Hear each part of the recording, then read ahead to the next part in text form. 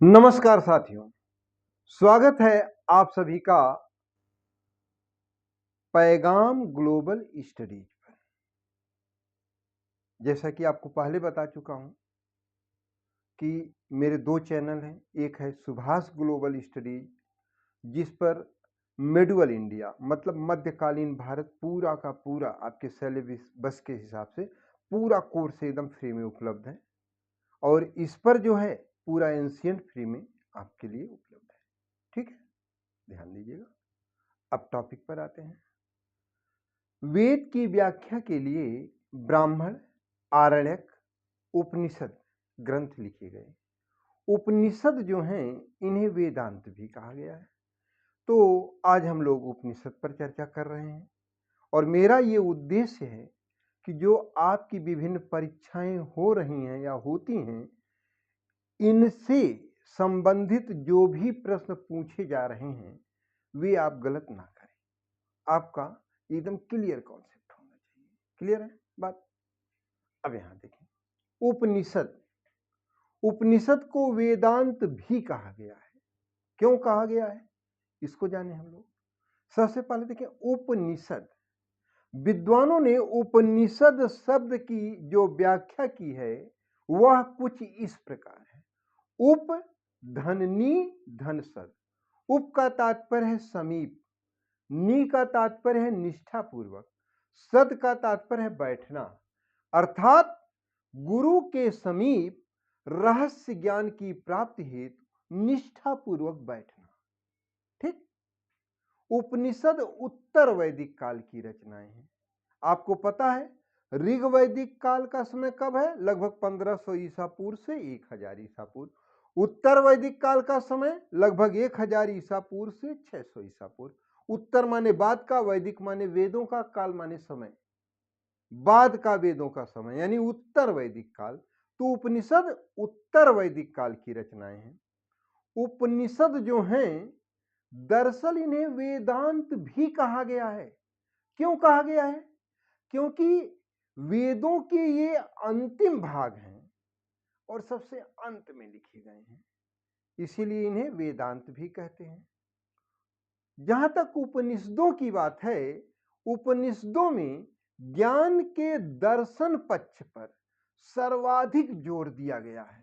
ठीक है, इसमें गुण दार्शनिक विचारों का विवेचन है।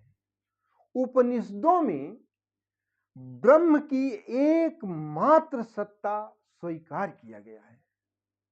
उसे निर्विकार, अद्वैत, निरपेक्ष बताया गया है, जो जगत से परे भी है और जगत में व्याप्त भी है।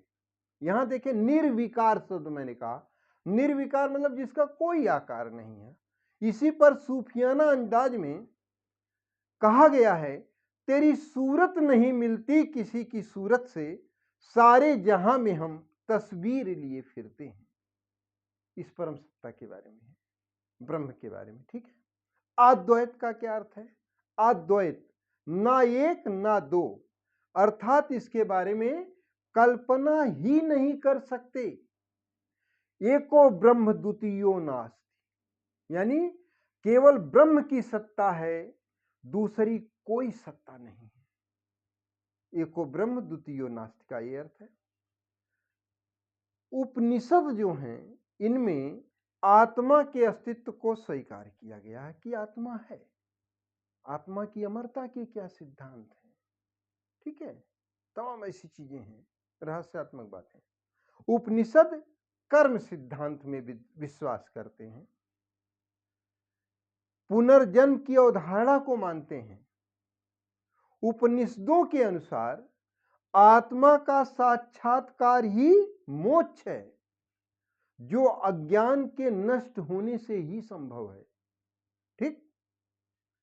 उपनिषदों का मुख्य विषय क्या है? आपकी परीक्षा में पूछा जा सकता है। तो साथियों, उपनिषदों का मुख्य विषय है ब्रह्म विद्या का प्रतिपादन। ठीक है। कुल उपनिषदों की संख्या 108 है, किंतु प्रामाणिक उपनिषदों की संख्या कितनी है? 10, जिन पर शंकराचार्य जी ने अद्वैत भाष्य लिखा।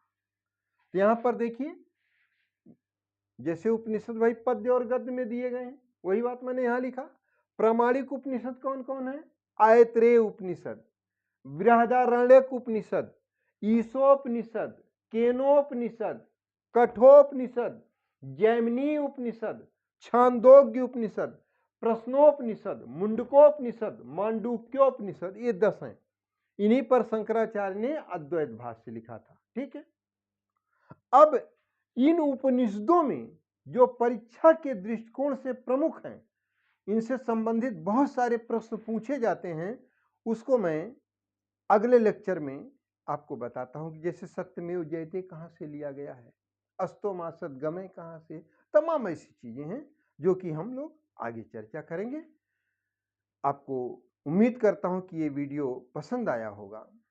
पसंद आया है तो चैनल को सब्सक्राइब कर लें, वीडियो को लाइक कर दें, जिससे कि मेरा उत्साहवर्धन होता है और बेहतरीन से बेहतरीन आपको मैटर उपलब्ध कराऊंगा।